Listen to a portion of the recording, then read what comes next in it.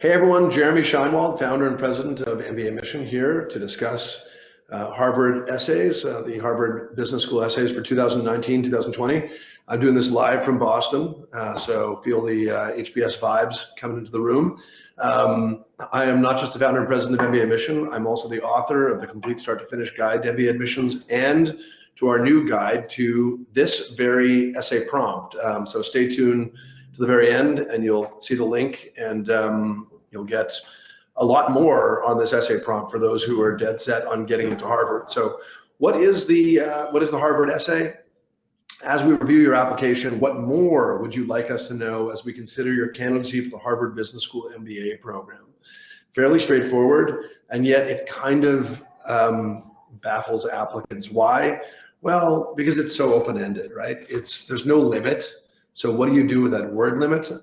Generally speaking, we think that people should write somewhere between 1,000 and 1,500 words, not a lot more, not a lot less. We do see people go up to about 2,000 words. We've seen in extreme cases people go even beyond that, but we think that 1,000 to 1,500 words is kind of the comfortable range. So there's some of the, you're no longer baffled in that area.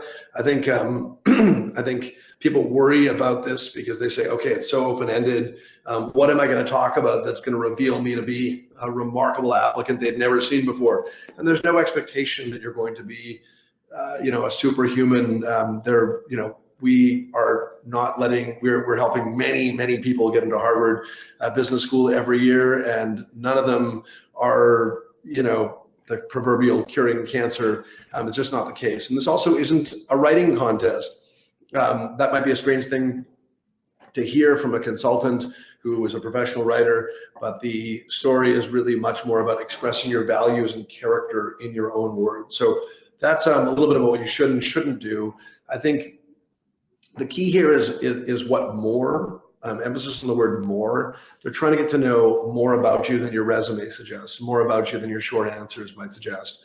They're trying to get to know the color. They've got a lot that's black and white about you. They know your achievements through the short answers. They know where you've been through your resume, but they don't know your values. And that's why I said, really focus on your values and your experiences and give them a sense of not what you've achieved, but who you are fundamentally as a person, what motivates you, what makes you tick, what life experiences are crucial to who you are today. So there are a few different approaches that we would recommend.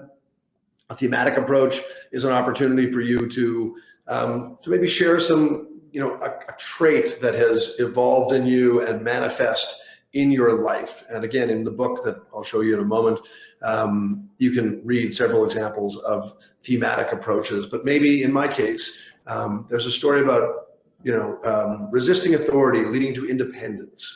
And that independence has been something I've asserted in my life, not in a way that says I can't work with a team, but just in a way that has guided the choices I've made so that I've been able to see my own vision through. That might be a wonderful theme if I can make it true to my experiences. So thematic approach is one approach. Inflection points, just discussing your path through life, the ups and downs you've had that have made you the person you are today, thinking about clear moments where there's a before and after and some sort of change in your life that have all kind of, together made you, like I said, made you the person you are today. It makes sense that with these pivotal moments in your life and these catalysts that you are the person you are today, and again brings great meaning to whatever's on your resume and whatever's included in your application. Or maybe there's just like one amazing representative example in your life, one single experience, which is a micro example that says it all for you. And then again, in the guide, you can read several examples. One is the story of an individual who travels abroad for a very meaningful volunteer experience. And that in of itself might seem cliched, but if you read that example, it's all about kind of it's a micro example that expresses so much about this person. There's entrepreneurship, there is international awareness, there's teamwork, there is a social conscience.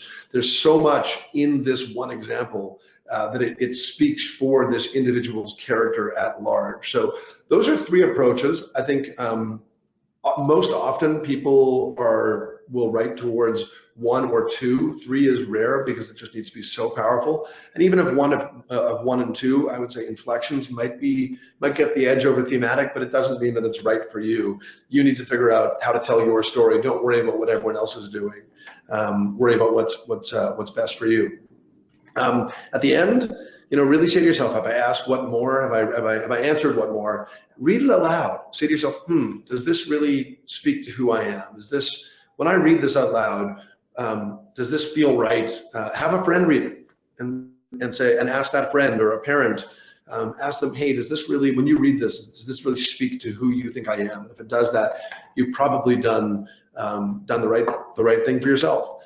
So like I said, we've got a bunch of other resources. You can read our detailed written HBS analysis. You can read my guide to what matters and what more. What matters being the short form of the Stanford prompt, and what more being the short form of the Harvard prompt in our title there.